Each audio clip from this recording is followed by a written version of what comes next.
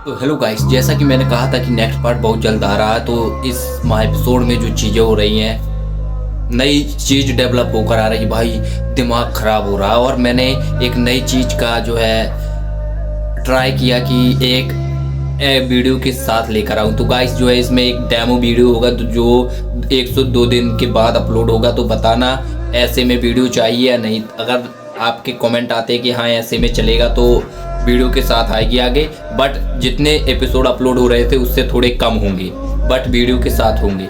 लेकिन अगर आपका रिएक्शन होता है कि जैसे अपलोड हो रहे हैं ऐसे ही होने दो, तो वैसे भी आते रहेंगे, ठीक है। तो कमेंट करके बताना होगा। गाइस आगे स्टोरी इतनी नेक्स्ट लेवल होने वाली है, मज़ा आ जाएगा देखकर।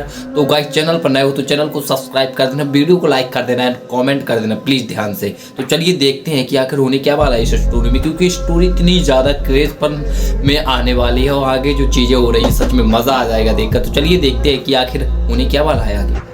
हॉस्पिटल से निकलने के बाद आहान गोल्डन शील्ड पहुंचता है। वहां विकी, सनी, देवांश, शान, सूरज और तन्वी उसका इंतजार कर रहे हैं।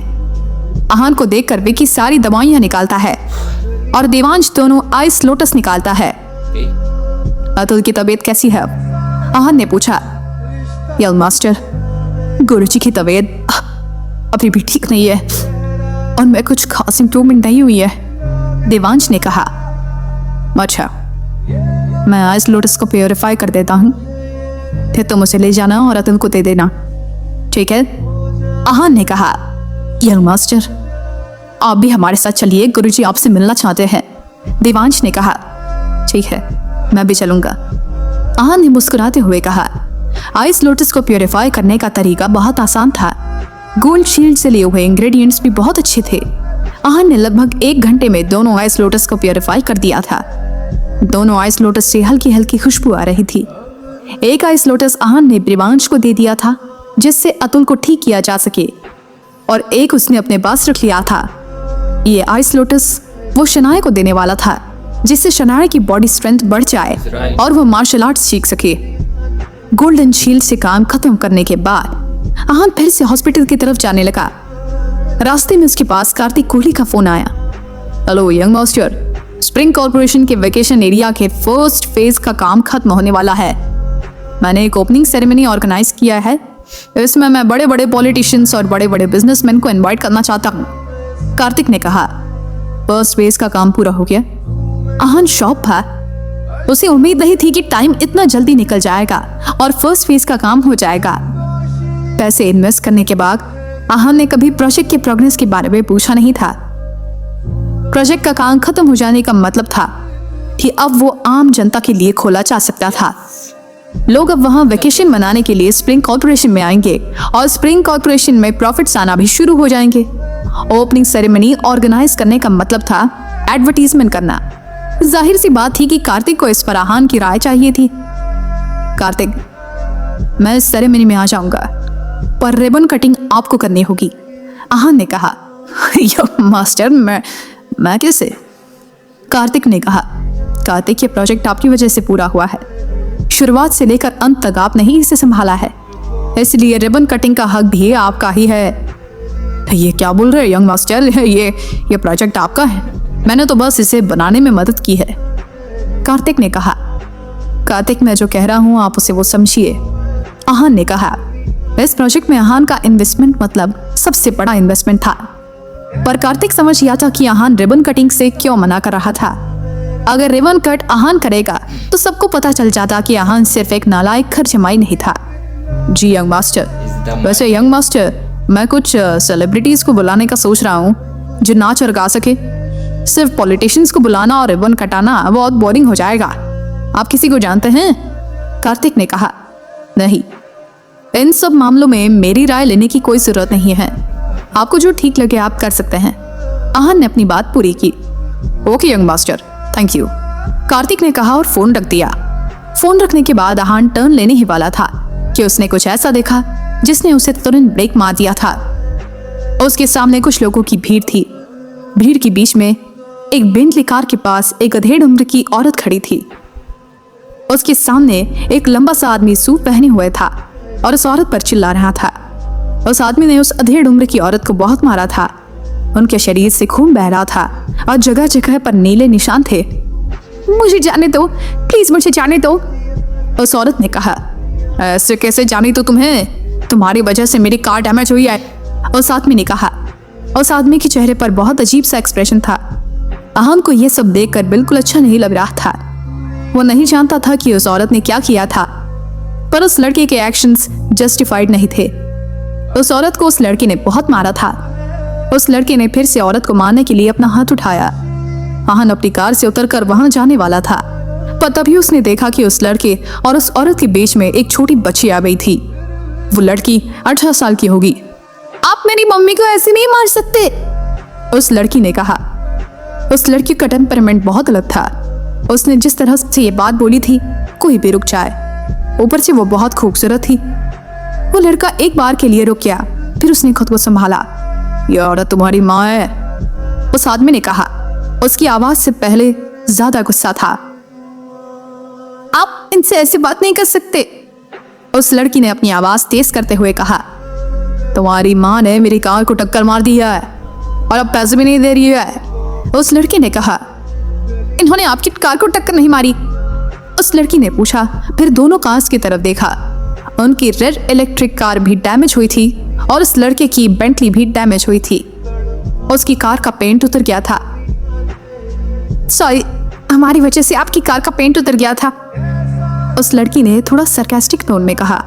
सॉरी, बस सिर्फ सॉरी, उस लड़की ने कहा। अच्छा ठीक है, मैं आपको पैसे देने के लिए तैयार हूं।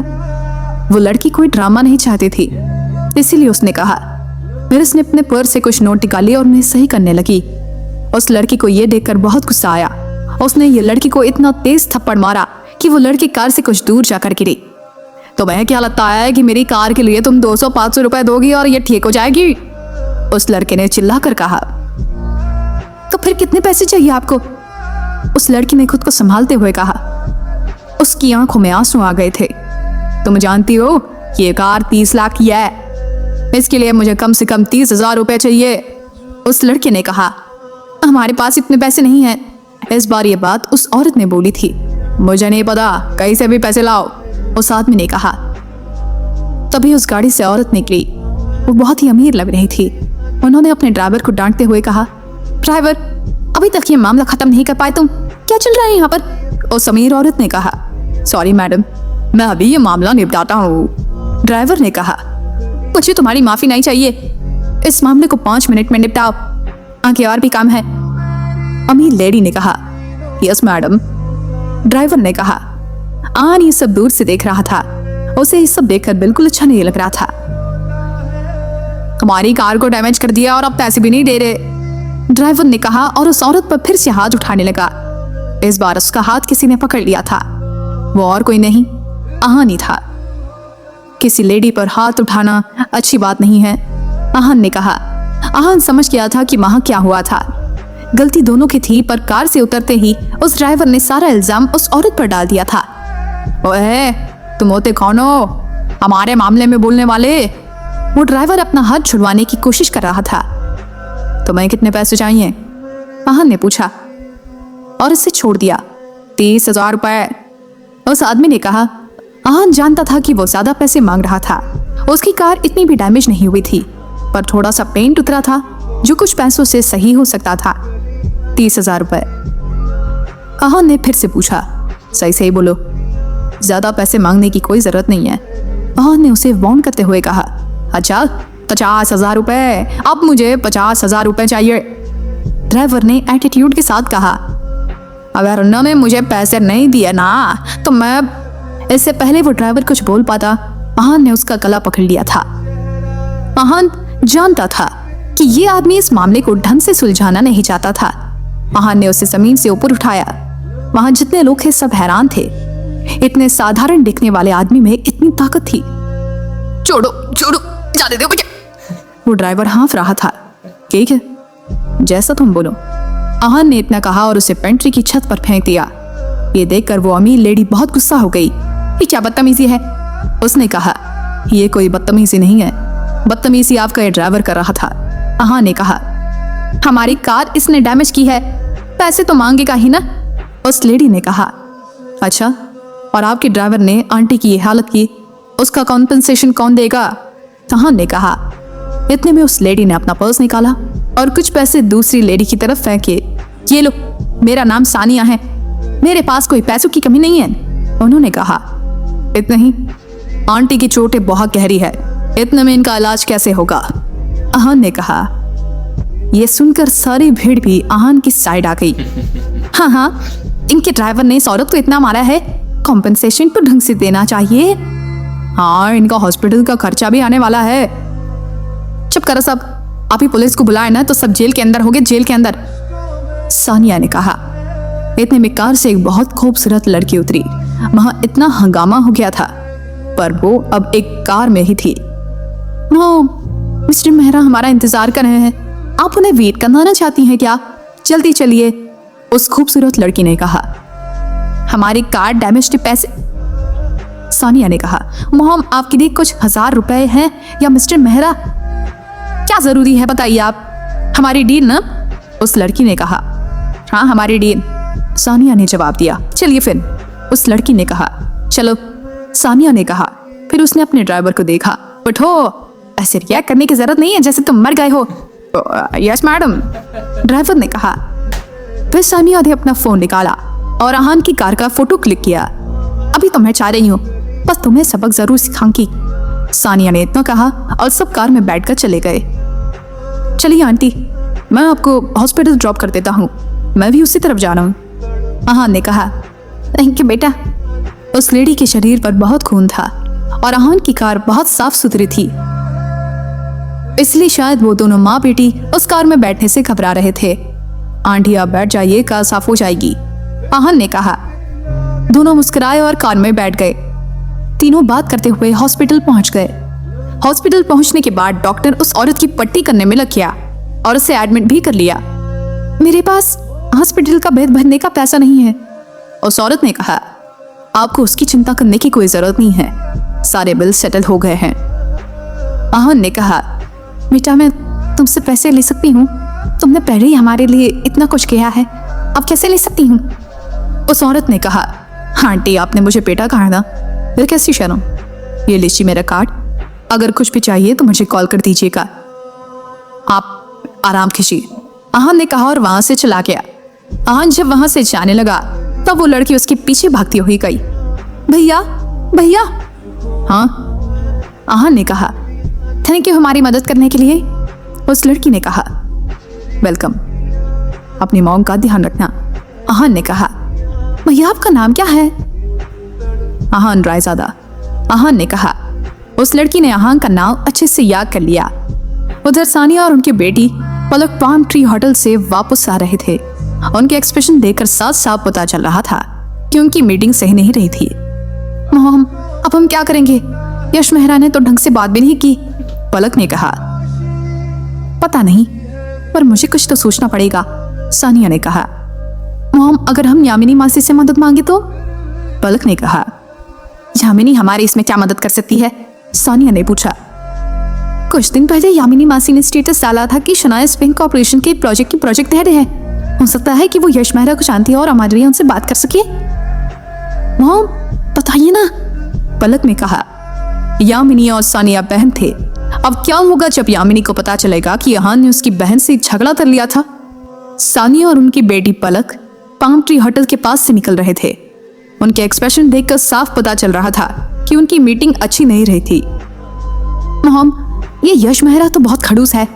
हमारा ग्रैंड होराइजन ग्रुप इतना बड़ा है, फिर भी उन्होंने हमसे ढंग से बात भी नहीं की और हमें जाने के लिए कह दिया। उन्होंने ऐसा क्यों कहा माँ? पलक ने पूछा। मुझे कैसे पता होगा पलक? सानिया के चेहरे पर मायूसी साफ नजर आ रही थी। सानिया को पूरी उम्मीद थी कि वो ये डील क्रैक कर लेगी। मॉम, अब हम क्या करेंगे? यश मेहरा ने तो ढंग से बात नहीं की। अगर आप ये डील नेगोशिएट नहीं कर पाई तो वो आपको वीपी की पोजीशन से हटा देंगे, पलक ने कहा। पलक की ये बात सुनकर सानिया और मायूस हो गई। Grand horizon group top companies में से एक थी। बहुत सारे लोग थे जो वीपी की पोजीशन चाहते थे। अगर सानिया ये डील क्रैक नहीं कर पाई तो उस पोजीशन के लिए कंपटीशन फिर से शुरू हो जाएगा। पता नहीं, कुछ तो सोचना पड़ेगा, सानिया ने कहा। वो मनाली में किसी ऐसी को भी नहीं जानती थी जिनसे मदद ली जा सके। मॉम, अगर हम यामिनी मासी से मदद लें तो? पलक ने कहा। यामिनी इसमें हमारी क्या मदद कर सकती है? उसे तो खुद मदद लेने की जरूरत पड़ती है, सानिया ने पूछा। कुछ दिन पहले मासी ने एक स्टेटस डाला था कि शनाया स्प्रिंग कॉर्पोरेशन के एक प्रोजेक्ट की प्रोजेक्ट हेड है। हो सकता है वो यश मेहरा को जानती हो और हमारे लिए उनसे बात करे, पलक ने कहा। पलक, जो तुम्हारी मासी कहती है ना, तुम उसे सच मान लेती हो? मैं उसके साथ बड़ी हुई हूँ, मैं जानती हूँ वो कैसी है। उसकी बेटी और स्प्रिंग कॉर्पोरेशन की प्रोजेक्ट हेड? ऐसा नहीं हो सकता, सोनिया ने कहा। यामिनी और सानिया कजिन सिस्टर्स थे। दोनों ने आपस में कभी लड़ाई नहीं की थी, पर दोनों के बीच में हर वक्त एक कंपटीशन रहता था कि कौन बेटर है, चाहे वो कपड़े हो, जूते हो या फिर खाना हो। दोनों अपने बीच की हर चीज को कंपेयर करते थे। पर जब सानिया की शादी अमीर परिवार में हो गई और यामिनी की शादी मिडिल क्लास फैमिली में हो गई, तब यामिनी हार गई। इसका मतलब यामिनी मौसी झूठ बोल रही हैं? पलक ने पूछा। और नहीं तो क्या, शादी के बाद उसने कभी सच कहा है? इसलिए अब ऐसे झूठ बोलकर खुद को खुश करती है, सोनिया ने कहा। तुम्हें पता है, उसने सिर्फ ये नहीं डाला था स्टेटस पर, उसने कुछ दिन पहले ये भी पोस्ट किया था कि कार्तिक कोहली ने उसे स्प्रिंग कॉर्पोरेशन के रेजिडेंशियल एरिया में घर गिफ्ट किया है। बातें बनाने की भी एक हद होती है, सानिया ने कहा। मुझे नहीं पता था कि यामिनी मासी इतनी चीप हो सकती है। पलक कभी यामिनी से मिली नहीं थी और उसने उनके बारे में अपना नजरिया बना लिया था। मॉम, अब हमारा यहाँ क्या काम है? वापस घर चलते हैं, पलक ने पूछा। घर चलते हैं? इतनी जल्दी क्या है? सानिया ने मुस्कुराते हुए कहा। मतलब? पलक ने पूछा। यामिनी के घर चलते हैं और उसकी बेटी से मदद मांगते हैं, इसी बहाने उनका स्प्रिंग कॉर्पोरेशन वाला घर भी दिख जाएगा, सानिया ने मुस्कुराते हुए कहा। पलक समझ गई थी कि सानिया यामिनी की इंसल्ट करना चाहती है। इस वक्त यामिनी हॉस्पिटल में थी। कल्पना के वहां से चले जाने के बाद कुछ देर बाद उसे होश आया। उसने जब इधर उधर देखा तब शनाया सोई हुई थी। यामिनी ने शनाया के सिर पर हाथ फेरा और अपने मन में सोचा, पता नहीं मुझे नींद कैसे आ गई। तभी यामिनी का फोन बजने लगा।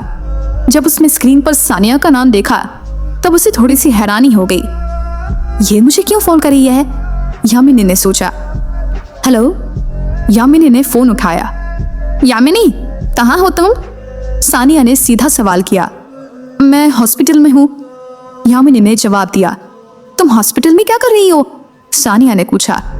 वो शनाया, यामिनी बोलना चाहती थी कि शनाया की तबीयत ठीक नहीं है, पर इतने में सानिया ने उसकी बात काटते हुए कहा, जाने दो, जो भी कारण हो, मैं पाम ट्री होटल में हूँ और मेरी कार खराब हो गई है।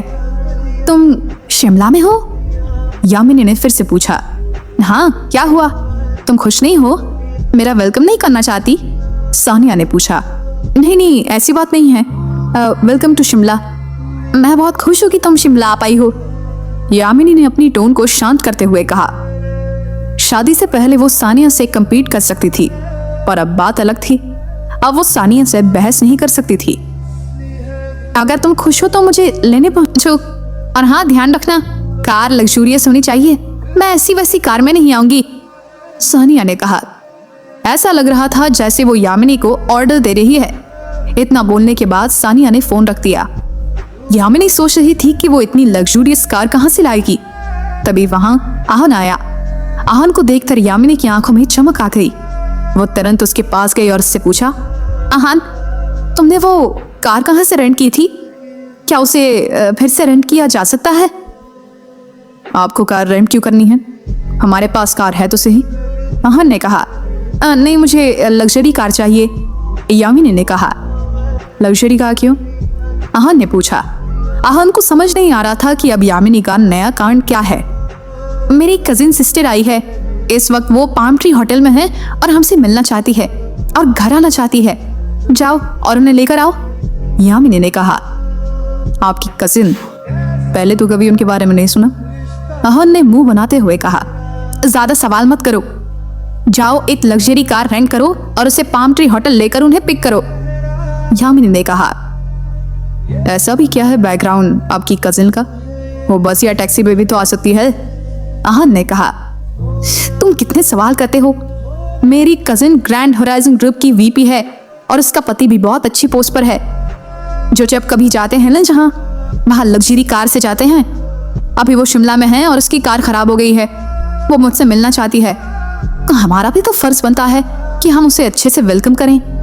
यामिनी ने अपने गुस्से को शांत करते हुए कहा, ठीक है, मैं जा रहा हूं उन्हें लेने, आहान ने कहा। इतना सब बोल लेने के बाद यामिनी मानने वाली नहीं थी। आहान ने भी आगे बहस नहीं बढ़ाई और जानने के लिए मान गया। लग्जरी कार रेंट करना मत भूलना, पता चला मेरी इंसल्ट करवा के आओगे, यामिनी ने कहा।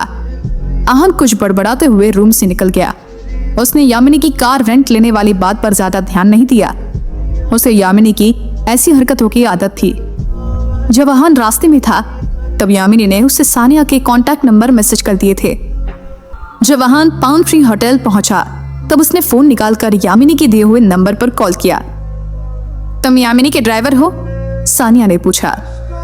हाँ, आहान ने कहा। आहान को आवाज जानी पहचानी लग रही थी, पर फिर उसने ध्यान नहीं दिया।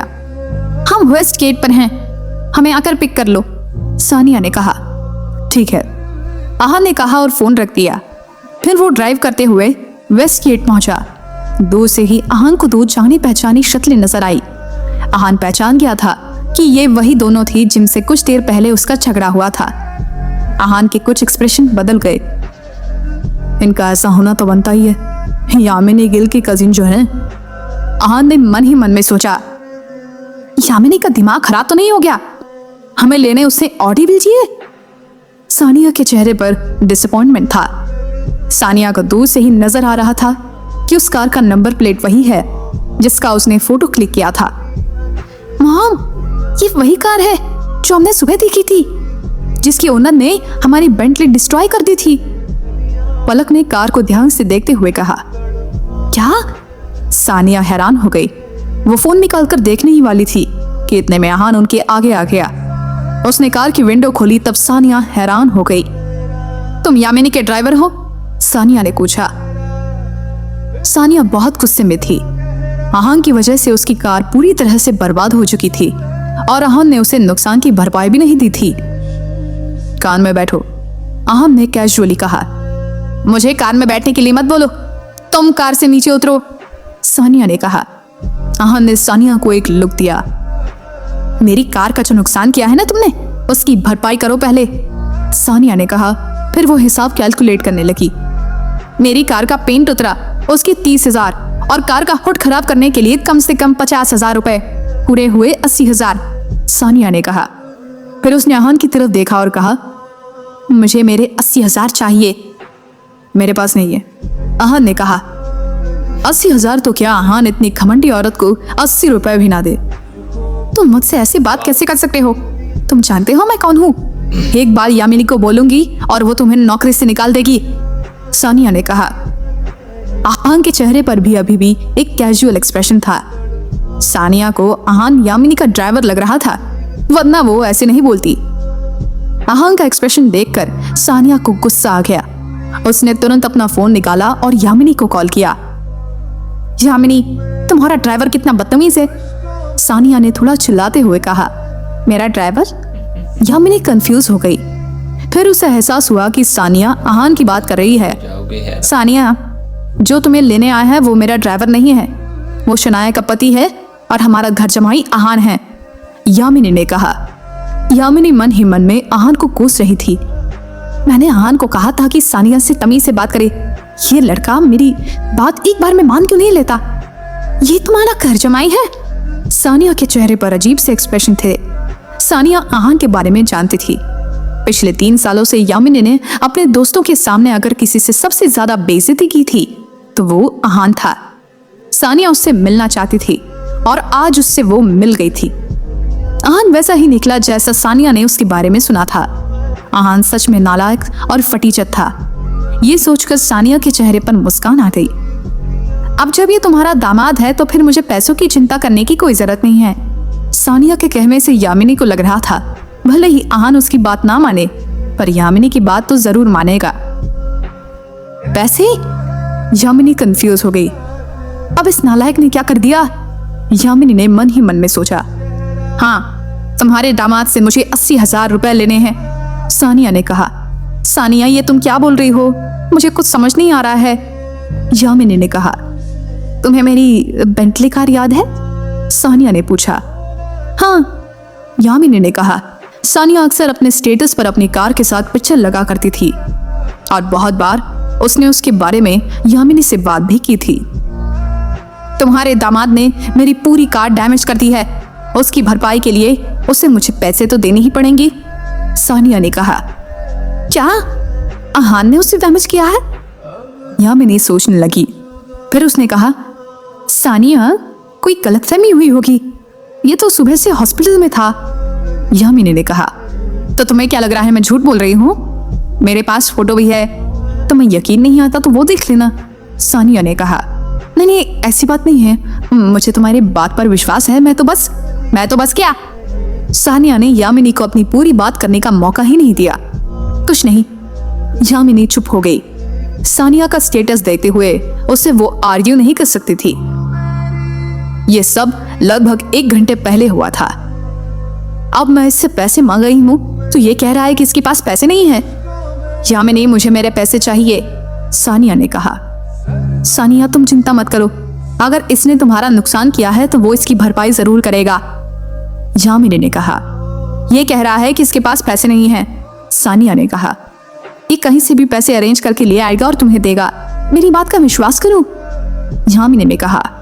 ठीक है, अगर इसने मुझे पैसे नहीं दिए तो फिर तुम्हें देने होंगे। मैं इस मामले को इतनी आसानी से जाने नहीं दूंगी। सानिया ने कहा और फिर फोन रख दिया। क्या आहान सानिया को 80,000 रुपए देगा या फिर यामिनी को उसकी वजह से फिर बदनाम होना पड़ेगा? आप कार में बैठेंगी या मैं जाऊं? आहान ने कहा। सानिया और पलक अपने पैर पटकते हुए कार की पीछे वाली सीट पर बैठ गए। ड्राइव करो, मुहूर्त का इंतजार कर रहे हो? सानिया ने कहा। आहान का मुंह बिगड़ गया। उसने सानिया से बहस करने को अवॉइड किया और उसने एक्सेलरेटर दबाया। पीक टाइम होने की वजह से रोड पर ट्रैफिक था। आहान को बार बार ब्रेक लगाना पड़ रहा था और कार भी धीरे चल रही थी। तुम्हें कार चलाना भी आती है? कैसे चला रहे हो? थोड़ी तेज चलाओ। अगर मेरा काम नहीं हुआ तो उसकी जिम्मेदार कौन होगा? सानिया ने आहान को डांटते हुए कहा। सानिया के शब्द लड़खड़ा रहे थे। इस बात पर आहान अपना आपा खो बैठा। उसने गाड़ी रोकी और सानिया से कहा, आप आगे आइए और ड्राइव कर लीजिए।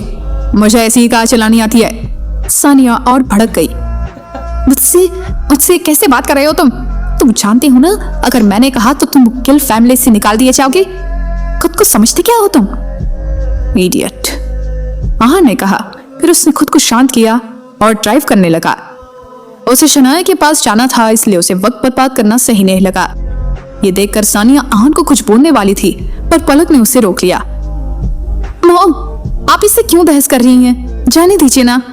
ठीक है, मैं तुम्हारी बात मान लेती हूँ। इससे बात करना वैसे भी बेकार है, सानिया ने कहा।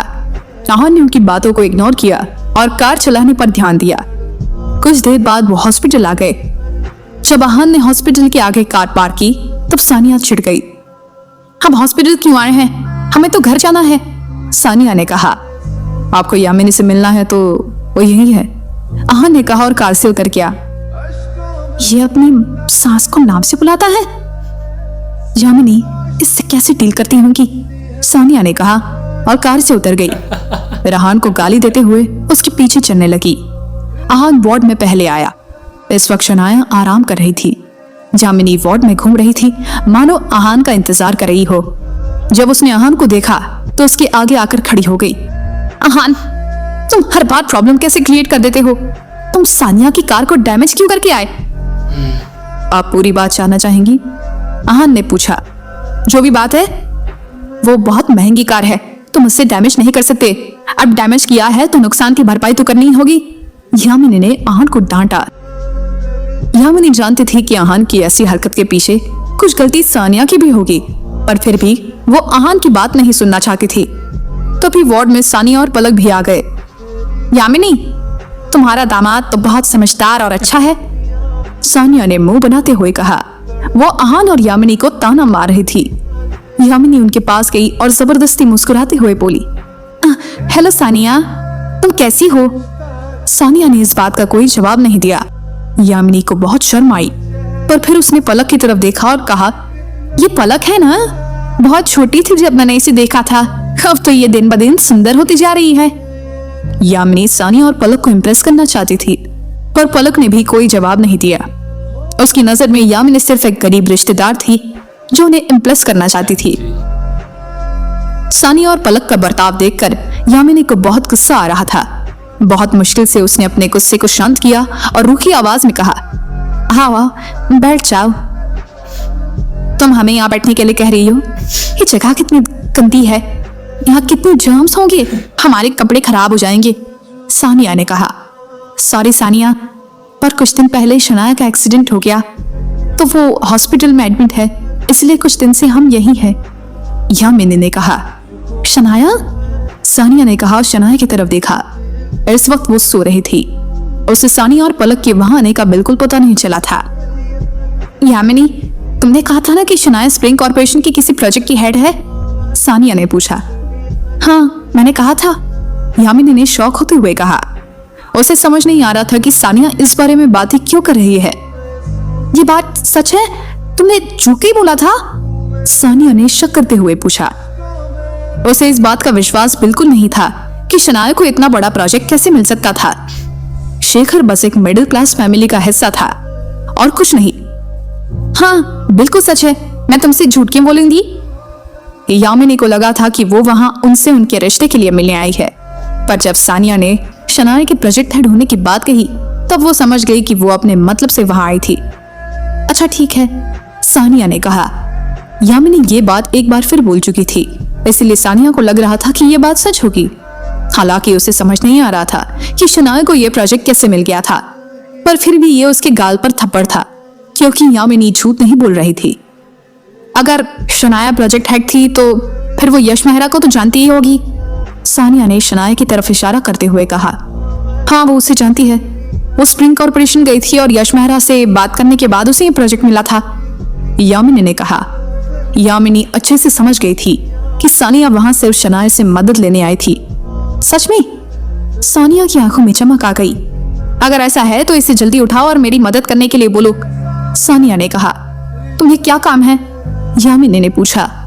तुम उसके बारे में मत सोचो, बस जल्दी से शनाया को उठाओ। सानिया बहुत बेताब हो रही थी, वो जल्दी से अपना काम करवाना चाहती थी। शनाया सो रही है, उसे आराम करने दीजिए, आहन ने धीरे से कहा। क्या आराम? उसका आराम जरूरी है? मेरा काम आराम में क्या रखा है? सानिया ने आहन को घूरते हुए कहा। फिर उसने यामिनी को शनाया के आगे धक्का दिया और शनाया को उठाने लगी। तभी आहन ने उसका हाथ पकड़ा और दूर धकेल दिया। आपको इंसानों की भाषा समझने में कोई प्रॉब्लम है क्या? शनाया ने अभी दवाई ली है और अभी आराम कर रही है, आप उसे नहीं जगा सकते, आहन ने कहा। आहन शनाया की हेल्थ के साथ कोई कॉम्प्रोमाइज नहीं करने वाला था। सानिया को तो क्या, अगर कोई भी होता तो वो शनाया को जगा नहीं सकता था। मैंने तुमसे बात की, मेरे मुंह मत लगो, सानिया ने गुस्से में कहा। सानिया, गुस्सा मत करो, यामिनी ने कहा। यामिनी नहीं चाहती थी कि आहन और सानिया के बीच में हॉस्पिटल में झगड़ा हो जाए। अपने दामाद को समझाओ, मुझे नहीं। शनाया मेरी भांजी है, ये हमारे बीच में बोलने वाला होता कौन है? सानिया ने कहा और अपना हाथ छुड़ाने लगी। शनाया मेरी पत्नी है, मुझे पूरा हक है उसकी तरफ से बोलने का, आहन ने कहा। दोनों एक दूसरे को गुस्से से घूर रहे थे। हाँ, चुप रहो और तुम एक और शब्द नहीं बोलोगे, यामिनी ने आहन से कहा। सानिया, शनाया को बहुत गहरी चोट आई है, उसे आराम की बहुत जरूरत है, तुम्हारा जो भी काम है वो बाद में हो जाएगा, यामिनी ने कहा। रेस्ट की क्या जरूरत है? शनाया मरी तो नहीं है ना, जिंदा है अभी तक, मेरा काम ज्यादा जरूरी है, सानिया ने कहा। आहन को यह बात सुनकर बहुत गुस्सा आया। उसने अपनी आंखें बंद कर ली और दांत पीसने लगा। अगर शनाया आराम नहीं कर रही होती और सानिया औरत नहीं होती तो इस बात पर आहन अब तक उसे जान से मार देता और कितने थप्पड़ मार चुका होता। यामिनी को भी बहुत गुस्सा आ रहा था, पर उसने अपने गुस्से को शांत कर लिया। सानिया, शनाया तुम्हारी कोई मदद नहीं कर सकती, अब वो स्प्रिंग कॉर्पोरेशन की प्रोजेक्ट की हेड नहीं है, यामिनी ने कहा। क्या मतलब है इस बात का? तुमने ही तो कहा था कि वो प्रोजेक्ट है, सानिया ने सवाल किया। यामिनी मौसी, आपने जो कहा था वो झूठ था, पलक ने पूछा। नहीं नहीं, शनाया प्रोजेक्ट हेड थी, पर फिर हमारे गिल परिवार में बंटवारा हो गया और हम गिल परिवार से अलग हो गए। तब शनाया को प्रोजेक्ट हेड की पोस्ट छोड़नी पड़ी। यामिनी ने समझाने की कोशिश की। यामिनी सानिया के सामने अपनी पोजीशन जताना नहीं चाहती थी, पर यहाँ सब कुछ उल्टा हो गया था। पोजीशन छोड़ दी? सानिया गुस्से से तिल मिलाने लगी। शनाया अगर प्रोजेक्ट हेड नहीं थी तो वो उसकी मदद कैसे कर सकती थी? सानिया को लग रहा था कि यामिनी उसका टाइम वेस्ट कर रही थी। तुमने हमसे झूठ बोलकर हमारा टाइम वेस्ट किया है, स्टूपिड औरत, सानिया ने कहा। इतना बेचैन होने की जरूरत नहीं है। शनाया तुम्हारी मदद नहीं कर सकती, पर ये यूजलेस आदमी तुम्हारी मदद कर सकता है। यामिनी ने आहान की तरफ इशारा करते हुए कहा कि ये। सानिया ने आहान की तरफ कंफ्यूजन में देखा। हाँ, यश मेहरा का ये क्लासमेट था। पहले भी इसने यश मेहरा से बात की थी, वो स्प्रिंग कॉर्पोरेशन के प्रोजेक्ट के बारे में। तभी तो शनाया प्रोजेक्ट हेड बन पाई, यामिनी ने कहा। सानिया को अब सारी बात समझ आ गई थी कि कैसे शनाया प्रोजेक्ट हेड बनी थी। यश और आहान में रिश्ता था, इसलिए उसने ये प्रोजेक्ट शनाया को दे दिया था, वरना गिल फैमिली की इतनी औकात नहीं थी कि वो ये प्रोजेक्ट ले सके। यश तुम्हारा क्लासमेट है, अब उसे कल रात को डिनर के लिए मनाओ और मुझसे मिलने के लिए मनाओ, सानिया ने आहान की तरफ देखते हुए कहा। सानिया की टोन ऑर्डर वाली थी और यह आहान को बिल्कुल पसंद नहीं हुआ था। यह उसके बर्दाश्त के बाहर था। और आपको क्यों लग रहा है कि मैं ऐसा करूंगा? आहान ने कैजुअली पूछा। सानिया को क्या लग रहा था कि आहान उसकी बात मान जाएगा? तुम्हारे लिए तो ये गर्व की बात होनी चाहिए कि मैं तुम्हें मदद मांग रही हूँ, वरना कोई सामने से मदद करने आए तब भी मैं उसकी मदद नहीं लेती। लोग तो चाहते हैं कि मैं उनका फेवर लूं, सानिया ने एटीट्यूड के साथ कहा। उन्हीं लोगों से मदद लीजिए, मुझसे नहीं, आहान ने कहा।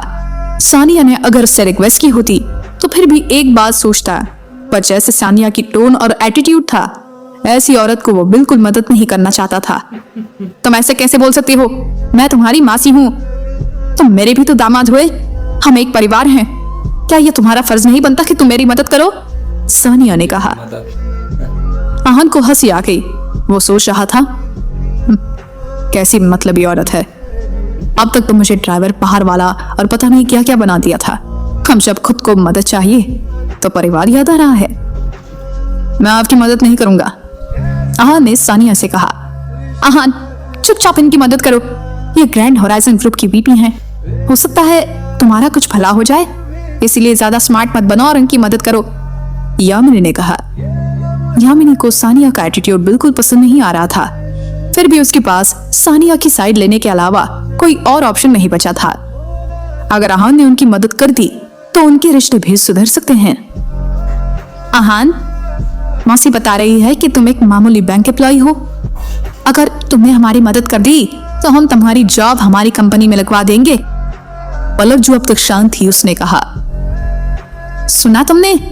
ग्रैंड होराइजन में जॉब, हमारी कंपनी टॉप कंपनी में से एक है। लोग मरते हैं वहां जॉब करने के लिए, और तुम्हें बैठे बिठाए जॉब मिल जाएगी। बैंक में स्टैंप मारने से तो बेटर है तुम्हें जॉब दिलवा देंगे, वो भी अच्छी, सोनिया ने कहा। आहान ने उनकी बातों का कोई जवाब नहीं दिया। ग्रैंड होराइजन का चेयरमैन आकर भी अगर उससे ऐसे मदद मांगता तब भी वो उसकी मदद नहीं करता। आहान को ऐसे सेल्फ सेंटर्ड और एटीट्यूड वाले लोग बिल्कुल पसंद नहीं थे।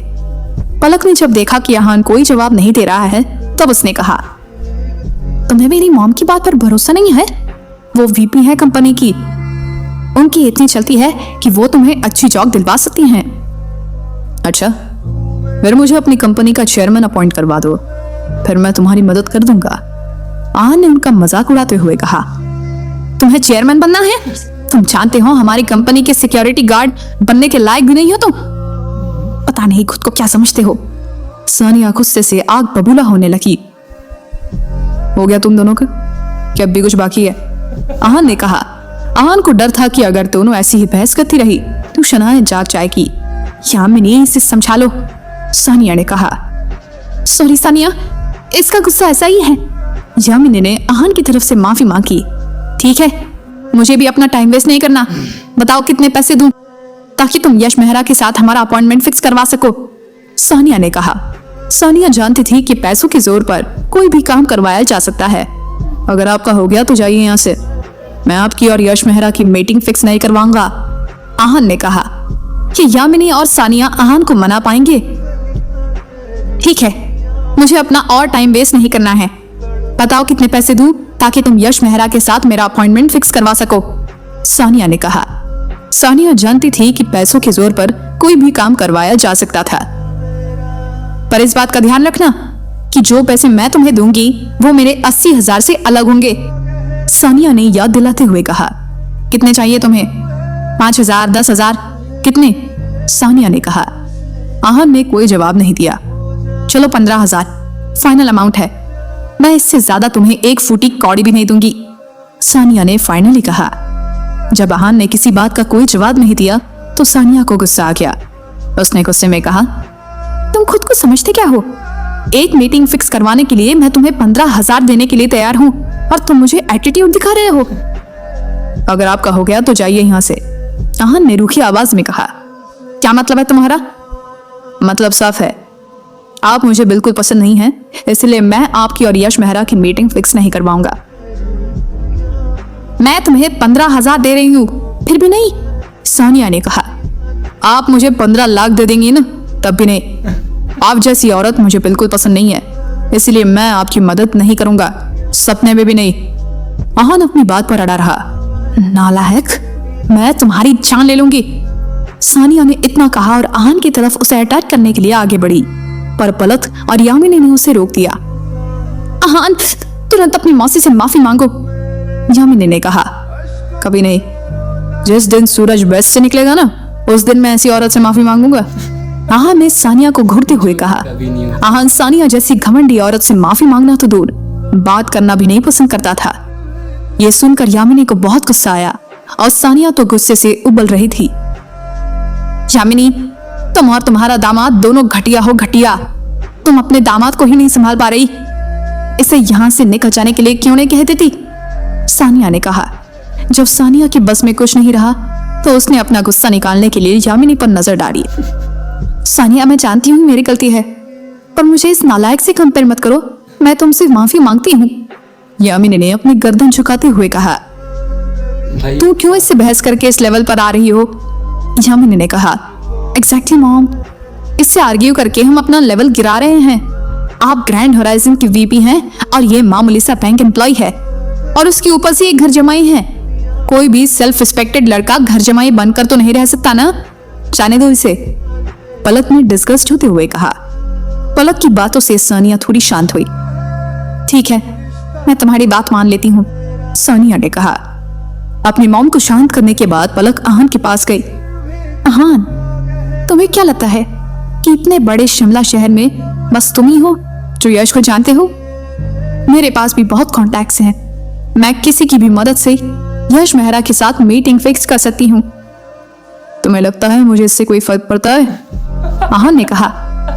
Whatever, मैं तुम्हें दिखा कर रहूंगी कि तुम्हारे बिना मैं स्प्रिंग कॉर्पोरेशन और ग्रैंड होराइजन ग्रुप की डील फाइनल करवा सकती हूँ। जस्ट वेट एंड वॉच, पलक ने कहा। उसको क्या लेना? अच्छा, आहान ने कहा और मुस्कुराने लगा। वो भी देखना चाहता था कि पलक उसकी मर्जी के खिलाफ डील कैसे क्रैक कर पाती है। तभी सानिया ने पलक को अपनी तरफ खींचा और उससे पूछा, तुम्हारे पास सच में कोई कांटेक्ट है जो हमारी यश मेहरा के साथ मीटिंग फिक्स करवा देगा? सानिया बहुत कंफ्यूज थी। हाँ, मेरा एक क्लासमेट है, स्प्रिंग कॉर्पोरेशन में काम करता है, उसकी अच्छी पोजीशन है, इसलिए शायद वो हमारी मदद कर दे मॉम, पलक ने कहा। तुमने ये मुझे बात पहले क्यों नहीं बताई? हम इस शनाया की मदद लेने नहीं आते, सानिया ने डिसअपॉइंट होते हुए कहा। मैं भूल गई थी, पलक ने कहा।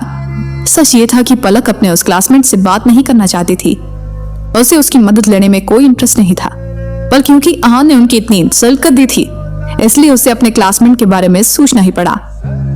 जब सानिया पलक की बात से श्योर हो गई तब उसने कहा, ठीक है। फिर वो यामिनी के पास गई और बोली, यामिनी, मैंने तुम्हारे दामाद को बेटर जिंदगी का मौका दिया था, पर उसने हमारी बहुत इंसल्ट की है। अब उसके साथ मैं कोई नरमी नहीं दिखाऊंगी। मेरे 80,000 अगर इसने 3 दिन में नहीं दिए तो वो मैं तुमसे लूंगी। वो नवक मेरी इस बात को। सानिया यामिनी को अच्छे से जानती थी। अपनी बदनामी से बचने के लिए यामिनी कुछ भी कर सकती थी। चाहे उसे कुछ भी करना पड़े तो वो करेगी, पर कहीं से भी 80,000 लाकर रहेगी।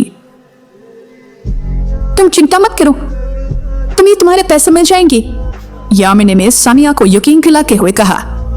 तुम्हारे लिए यही अच्छा होगा, सानिया ने कहा। लेट्स गो मॉम, पलक ने कहा। 1 मिनट, सानिया ने कहा और फिर यामिनी की तरफ देखकर मुस्कुराने लगी। यामिनी, तुमने कहा था ना कि तुम्हें कार्तिक कोहली में एक घर गिफ्ट किया है, ये भी सच है या फिर तुमने झूठ बोला था? ये भी खुद सच है, मेरा घर स्प्रिंग कॉर्पोरेशन में, यामिनी ने कहा। अच्छा, तो फिर तुम वो घर अपनी बहन को दिखाओगी ना? नहीं, सानिया ने कहा। इस बार फिर से वो यामिनी की बदनामी करना चाहती थी। सानिया, मैं अभी वहां नहीं चल सकती, मेरा शनाया के पास रहना ज्यादा जरूरी है, यामिनी ने कहा। यामिनी समझ गई थी कि सानिया क्या कर रही है। शनाया को तुम्हारी क्या जरूरत है, अभी वो सो रही है, और वैसे भी उसका फटीचर पति है ना उसके पास, तुम कुछ देर के लिए तो चल ही सकती हो, सानिया ने कहा। यामिनी की बात सच थी, पर सानिया को लग रहा था कि वो घर दिखाना टाल रही थी, क्योंकि उसके पास वहां घर था ही नहीं। हाँ मसी, आप हमें ले चलिए ना, मैंने कभी इतना बड़ा महंगा घर देखा ही नहीं है, शनाया को आहान संभाल नहीं रहा, पलक ने कहा। ठीक है, चलते हैं, फिर उसने आहान को देखते हुए कहा। शनाया का अच्छे से ख्याल रखना। इतना कहकर तीनों वार्ड से चले गए। आहान यामिनी के परिवार से बहुत डिसअपॉइंटेड था। यामिनी की बहन यामिनी से भी ज्यादा इरिटेटिंग थी। आहान को लगने लगा था कि यामिनी इन सबसे थोड़ी अच्छी थी। आहान ने अपना ध्यान यामिनी और उसकी बहन से हटाया और शनाया को देखा।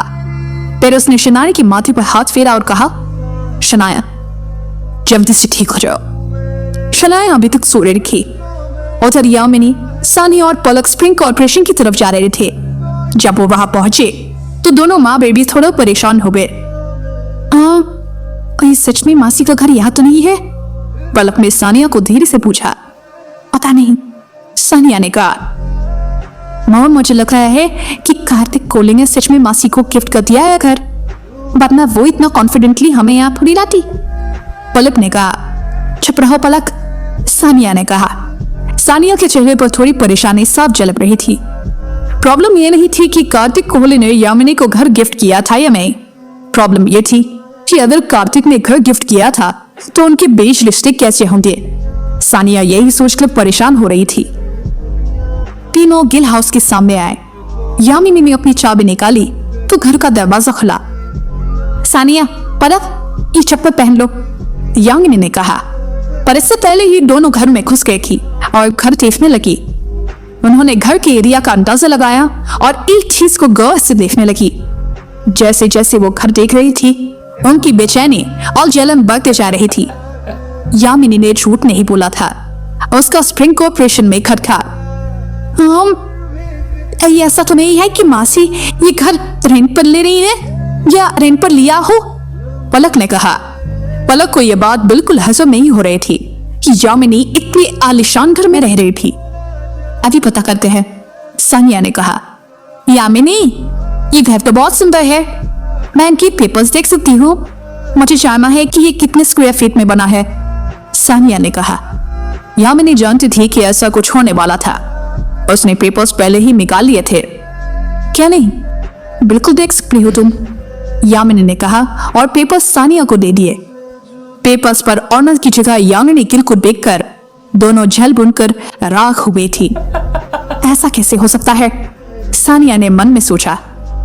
क्या हुआ सानिया, तुम्हारे चेहरे का रंग क्यों उड़ गया? प्रॉपर्टी के पेपर्स में कोई प्रॉब्लम है? यामिनी ने पूछा।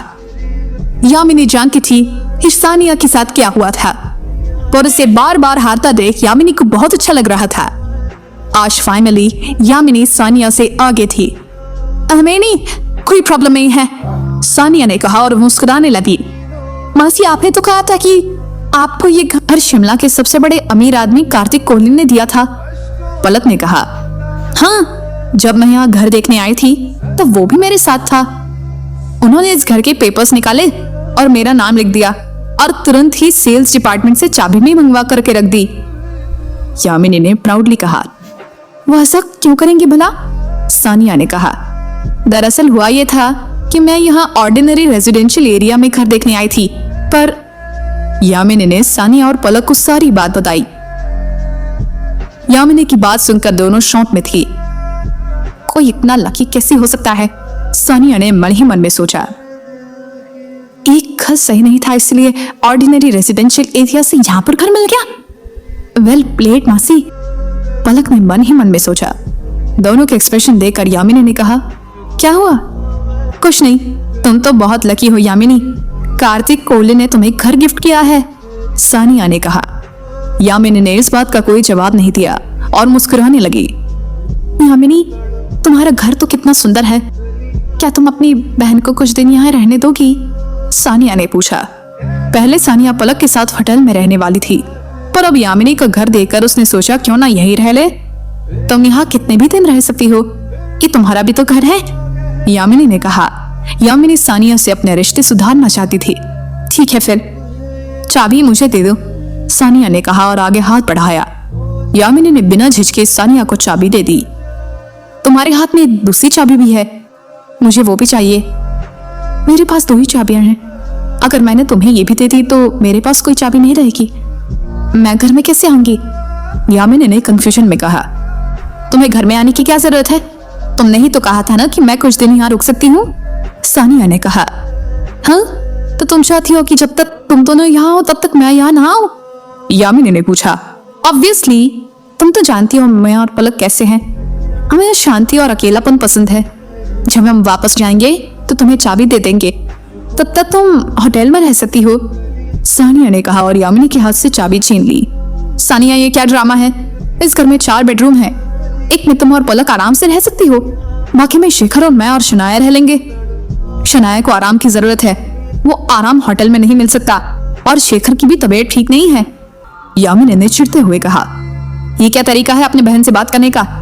अगर तुम चाहती हो कि हम यहाँ नहीं रहें तो हम वापस चले जाते हैं, पर याद रखना कि हम भूल जाएंगे तुम हमारी कोई रिश्तेदार हो या हमारा कोई रिश्तेदार था शिमला में, फिर तुमसे हमारा कोई रिश्ता नहीं रहेगा, सानिया ने गुस्से में कहा। सानिया को ऐसे देखकर यामिनी शांत हो गई।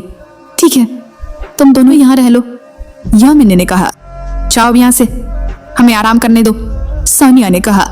यामिनी पैर पटकते हुए घर के बाहर चली गई। पलक अपनी मॉम की इस हरकत से बहुत नाराज हो गई।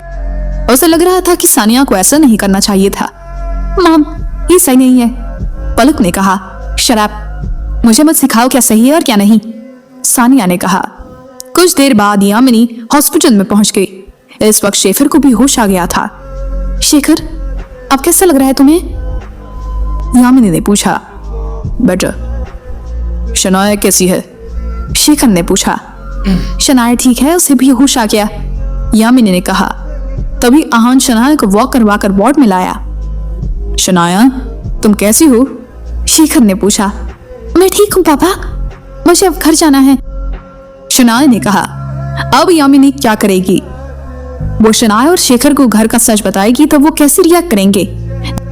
यामिनी के चले जाने के बाद पलक ने अपनी मॉम से कहा, मॉम, ये आपने सही नहीं किया, ये घर मासी का है, आप उन्हें ऐसे ट्रीट नहीं कर सकती। पलक अपनी मॉम की इस हरकत से बहुत नाराज हो गई थी। उसे लग रहा था कि सानिया को ऐसा नहीं करना चाहिए था। शराब, मुझे मत सिखाओ क्या सही है और क्या नहीं, ऐसे घर में हम जैसे स्टेटस वाले लोग ज्यादा डिजर्व करते हैं, यामिनी जैसे लोग नहीं, हम यहाँ रहना डिजर्व करते हैं। ये सब छोड़ो, तुम अपने क्लासमेट को कॉल करो और यश के साथ मीटिंग फिक्स करो, सानिया ने कहा। ओके, पलक ने कहा। पलक अपने उस क्लासमेट से बिल्कुल बात नहीं करना चाहती थी, पर इस वक्त उसके पास कोई और ऑप्शन नहीं था। उसने अपना फोन निकाला और नंबर डायल किया। पलक, कैसी हो तुम? तुमने कैसे कॉल किया आज? सामने से आवाज आई। ध्रुव, तुम अभी भी स्प्रिंग कॉर्पोरेशन में काम कर रहे हो? पलक ने सीधा जवाब दिया। उसने ध्रुव का हालचाल पूछना भी जरूरी नहीं समझा।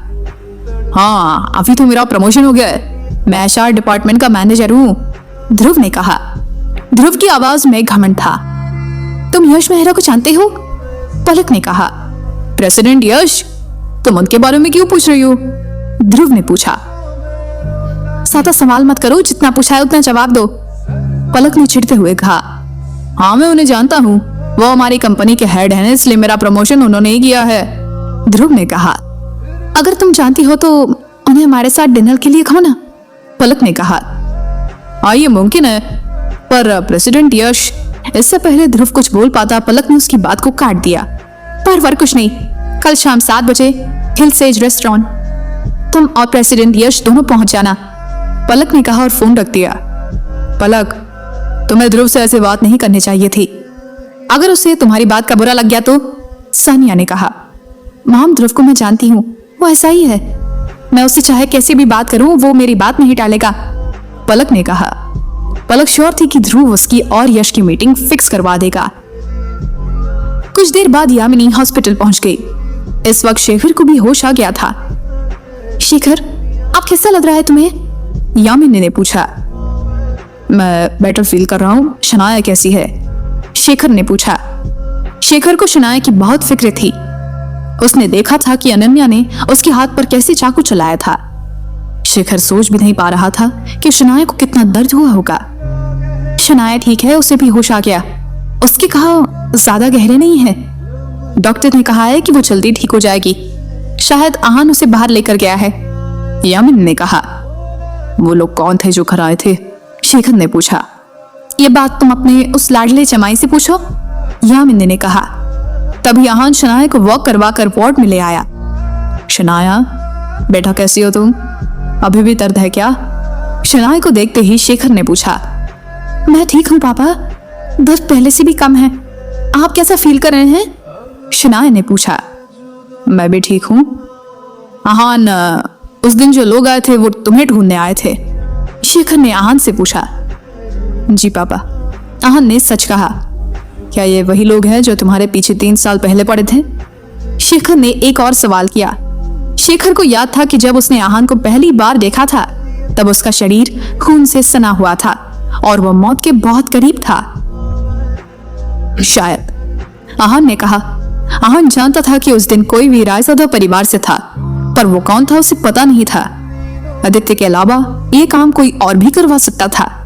क्या उस दिन जो लोग आए थे उनके अलावा तुम्हारे और भी दुश्मन हैं? यामिनी ने कहा। वो लोग कौन हैं और तुम्हारे पीछे क्यों पड़े हैं? क्या चाहते हैं वो तुमसे? शेखर ने पूछा। उसके चेहरे पर परेशानी साफ नजर आ रही थी। अगर आहान ने उन्हें सच नहीं बताया तो उन्हें रात को नींद नहीं आएगी। आहान सब सच बताना चाहता था और उसे समझ में नहीं आ रहा था कि वो उन्हें कैसे समझाए। सब चीजें और रिश्ते इतने उलझ गए थे कि आहान उन्हें एक बार में नहीं समझा सकता था। शनाया आहान की कश्मकश समझ सकती थी। चीजों को थोड़ा स्मूथ करने के लिए शनाया ने कहा, पापा जाने दीजिए, अब वो लोग आहान को परेशान नहीं करेंगे। आहान ने उनसे डील कर लिया है, फिर इस टॉपिक पर बात नहीं करते हैं। इस पर बात करने का क्या फायदा? अब हमें उनसे कोई परेशानी नहीं होगी। आई होप ऐसा ही हो, शेखर ने कहा। शनाया आहान की सच के बारे में बहुत कुछ जानती थी, पर वो बात नहीं कर रही थी, इसलिए शेखर ने भी ज्यादा जोर नहीं दिया। शनाया, तुम कब तक इसके साथ रहोगी? ये चलता फिरता बम है, बम। पता नहीं कब फूट जाए और हमारे गिल परिवार को भी बर्बाद कर दे। प्लीज मेरी बात मान लो, फैमिली कोर्ट में जाओ और डिवोर्स के लिए अप्लाई कर दो, यामिनी ने कहा। मॉम प्लीज बस कीजिए, मुझे इस टॉपिक के बारे में कुछ नहीं सुनना है। शनाया बहुत इरिटेटेड थी। जब से कल्पना शनाया से डिवोर्स की बात करके गई थी तब से शनाया उसके बारे में ही सोच रही थी। शनाया आहान को डिवोर्स नहीं देना चाहती थी, पर ऐसे 1000 चीजें थी जो वो नहीं करना चाहती थी पर उसे करनी पड़ी थी। वो जानती थी कि वो आज नहीं तो कल आहान की कमजोरी बन जाएगी और फिर उसके लिए रायज़ादा फैमिली से लड़ना मुश्किल हो जाएगा। पर डिवोर्स आने के बाद उसका और आहान का 3 साल का रिश्ता खत्म हो जाएगा। कोई नहीं जानता था कि उनके डिवोर्स के बाद उनका क्या होगा। मुझे घर जाना है, शनाया ने कहा। शनाया, तुम्हें अभी डिस्चार्ज नहीं मिला है। मैं और यामिनी घर जाते हैं और आहान तुम्हारे साथ यहीं है, शेखर ने कहा। घर? यामिनी के चेहरे का रंग बदल गया। क्यों, कोई प्रॉब्लम है? शेखर ने पूछा। नहीं, कोई प्रॉब्लम नहीं है। दरअसल वहां पर सानिया और पलक रह रहे हैं, यामिनी ने पूछा। तो 4 बेडरूम का घर है, वो तो वहीं पे रह रहे हैं ना? शेखर ने पूछा। नहीं, वो प्राइवेट लोग हैं और शांति चाहते हैं, इसलिए दोनों चाबी उनके पास हैं, यामिनी ने कहा। क्या? तुमने उन्हें दोनों चाबियां दे दी और घर में रहने के लिए कह दिया, शेखर ने कहा। शेखर को सानिया और पलक बिल्कुल पसंद नहीं थे। एक बार जब वो दिल्ली गए थे तब उन दोनों ने शेखर को अच्छे से ट्रीट नहीं किया था। तो क्या हुआ, वो हमारे मेहमान हैं, इतना तो फर्ज बनता है हमारा, यामिनी ने कहा। फिर तुम हॉस्पिटल में क्या कर रही हो, पागल। घर जाओ उनकी सेवा करो। शेखर ने यामिनी को ताना मारा। माँ, सानिया मासी ऐसे कैसे कर सकती हैं? अगर वो वहां रहेंगी तो आप और पापा कहाँ रहेंगे, किसी होटल में? शनाया को बहुत गुस्सा आ रहा था। हाँ तो इसमें प्रॉब्लम क्या है, वैसे भी हम बहुत दिनों से किसी होटल में नहीं रहे हैं। यामिनी ने मुस्कुराते हुए कहा, this is too much. Shanaya ने अपना पैर पटका। जाने दो शनाया, तुम आराम करो, शेखर ने कहा और उसके बालों को सहलाया। आहान बहुत नाराज हो गया था। होटल में घर जैसा आराम नहीं मिल सकता था। शेखर की तबीयत भी अभी ठीक नहीं हुई थी और यामिनी ने बिना सोचे समझे उन्हें घर की चाबियां दे दी। पर आहान कुछ नहीं कर सकता था क्योंकि घर यामिनी का था और उन्होंने अपनी मर्जी से उन्हें दिया था। रात बहुत शांति से गुजर गई। सुबह शेखर और यामिनी जल्दी ही हॉस्पिटल पहुंच गए। उन्होंने आहान को घर जाने के लिए कहा। जाने से पहले आहान ने सोचा कि वो सुमित्रा और हिमानी से मिल ले। सुमित्रा और हिमानी भी वही थे जिन्हें आहान ने सानिया से बचाया था और हॉस्पिटल में एडमिट करवाया था।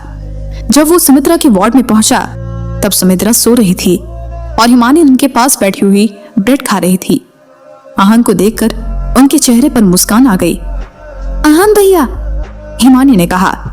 हिमानी, तुम्हारी माँ की तबीयत कैसी है बेटा? आहान ने पूछा। अब पहले से बेहतर है, हिमानी ने कहा। आहान को हिमानी की सूखी ब्रेड खाना अच्छा नहीं लग रहा था। आहान को पहले लगा था कि दोनों माँ बेटी बहुत पतले हैं, पर अब उसे समझ आया कि दोनों मान न्यूट्रिशन हैं। दोनों को अच्छे से खाना नहीं मिल रहा था। आपने नाश्ता कर लिया? हिमानी ने पूछा। मैं बस करने जा रहा हूँ, तुम भी चलो मेरे साथ, आहान ने कहा। नहीं भैया, मैंने नाश्ता कर लिया, हिमानी ने कहा। तो क्या हुआ, मेरे साथ और नहीं खा सकती? आहान ने कहा। नहीं ऐसी बात नहीं है, हिमानी ने कहा।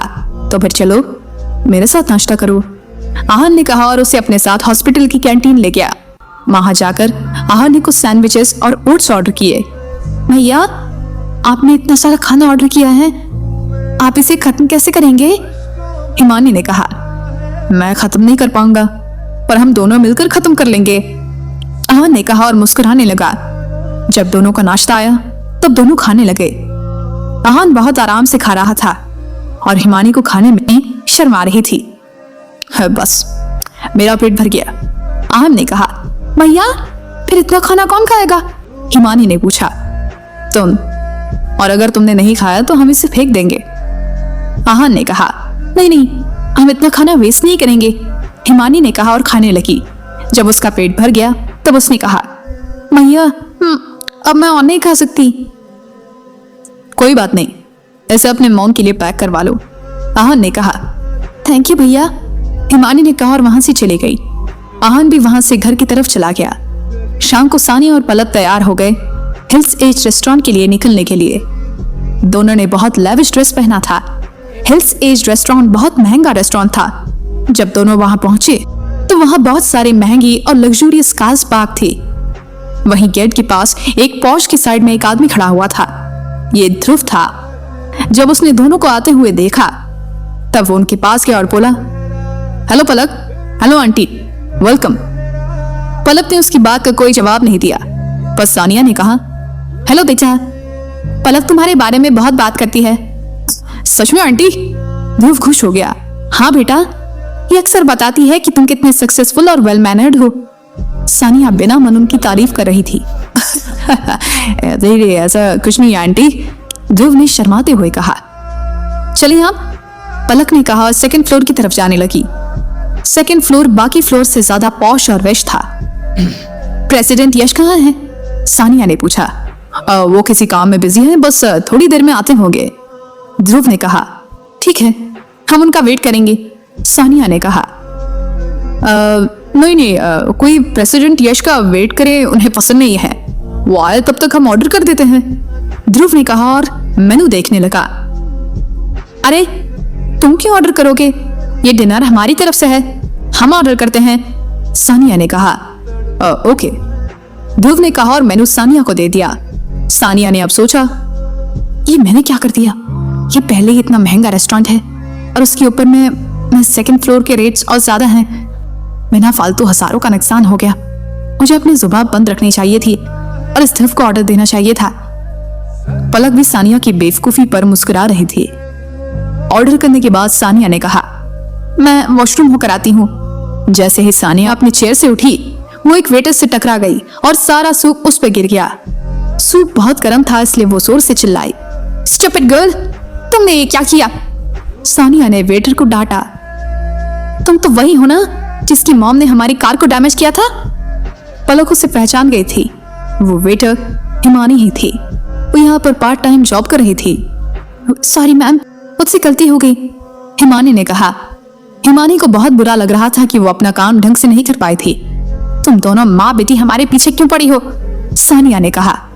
इसके बाद सानिया ने चिल्ला चिल्ला कर पूरे रेस्टोरेंट को सर पर उठा लिया था। तभी वहां होटल मैनेजर आया। मैम क्या बात है? मैनेजर ने सानिया को शांत करते हुए पूछा। अपने स्टूपिड वेटर से पूछो, सानिया ने कहा।